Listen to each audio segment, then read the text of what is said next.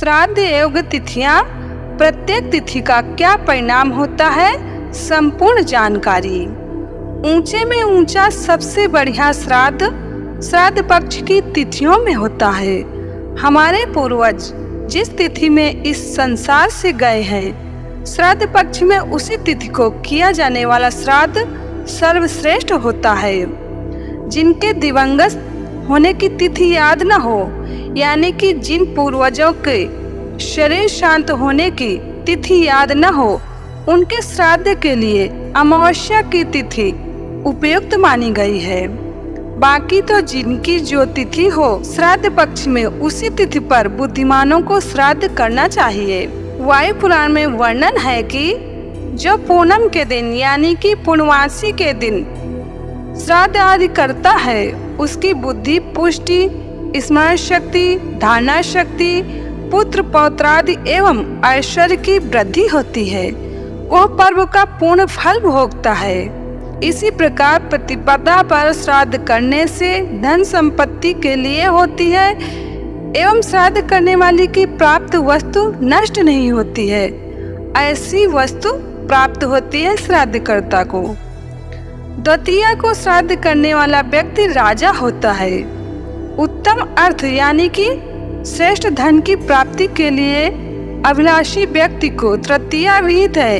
यही तृतीया शत्रुओं का नाश करने वाली और पाप नाशनी है। जो मनुष्य चतुर्थी तिथि को श्राद्ध करता है, वो शत्रुओं का छिद्र देखता है, अर्थात उसे शत्रुओं की समस्त कूट चालों का ज्ञान हो जाता है पहले से। पंचमी तिथि को श्राद्ध करने वाला उत्तम लक्ष्मी की प्राप्ति करता है। जो षष्ठी तिथि को श्राद्ध कर्म संपन्न करता है, उसकी पूजा देवता लोग करते हैं, ऐसा शास्त्रों में वर्णन है। जो सप्तमी को श्राद्ध आदि करता है, उसको महान यज्ञों के पुण्य फल प्राप्त होते हैं और वो गणों का स्वामी होता है। जो अष्टमी को श्राद्ध करता है, वो संपूर्ण समृद्धियां प्राप्त करता है।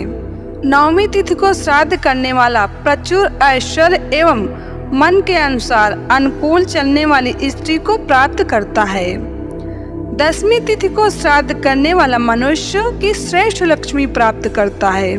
एकादशी का श्राद्ध सर्वश्रेष्ठ दान है। वो समस्त वेदों का ज्ञान प्राप्त कराता है। उसके संपूर्ण पाप कर्मों का विनाश हो जाता है तथा उसे निरंतर ऐश्वर्य की प्राप्ति होती रहती है। द्वादशी तिथि के श्राद्ध से राष्ट्र का कल्याण तथा प्रचुर अन्न की प्राप्ति कही गई है। त्रयोदशी के श्राद्ध से संतति, बुद्धि, धारणा शक्ति, स्वतंत्रता, उत्तम पुष्टि, दीर्घायु तथा ऐश्वर्य की प्राप्ति होती है। चतुर्दशी का श्राद्ध जवान मृतकों के लिए किया जाता है तथा जो हथियारों द्वारा मारे गए हों, उनके लिए भी चतुर्दशी को श्राद्ध करना चाहिए। अमावस्या का श्राद्ध समस्त विषम उत्पन्न होने वालों के लिए, अर्थात 3 कन्याओं के बाद पुत्र या 3 पुत्रों के बाद कन्याएं हो, उनके लिए होता है। जुड़वे उत्पन्न होने वालों के लिए भी इसी दिन श्राद्ध करना चाहिए। सधवा अथवा विधवा स्त्रियों का श्राद्ध नवमी तिथि के दिन किया जाता है। बच्चों का श्राद्ध त्रयोदशी तिथि को किया जाता है।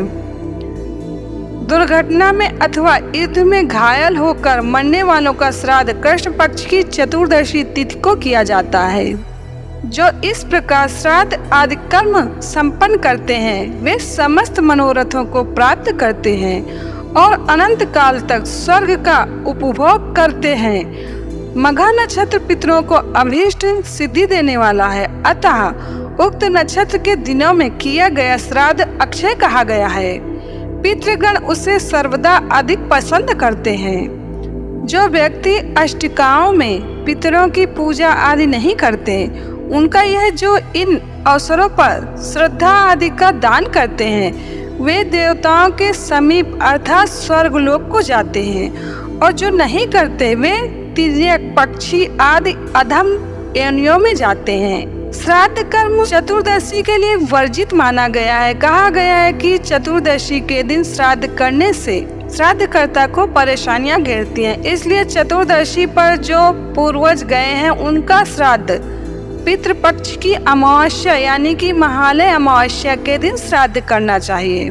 श्राद्ध कर्म करते समय एक बात का ध्यान रखना चाहिए, कुतप समय में श्राद्ध करना चाहिए। कुतप समय होता है दोपहर के 11:30 से 12:30 बजे के बीच का समय होता है कुतप काल।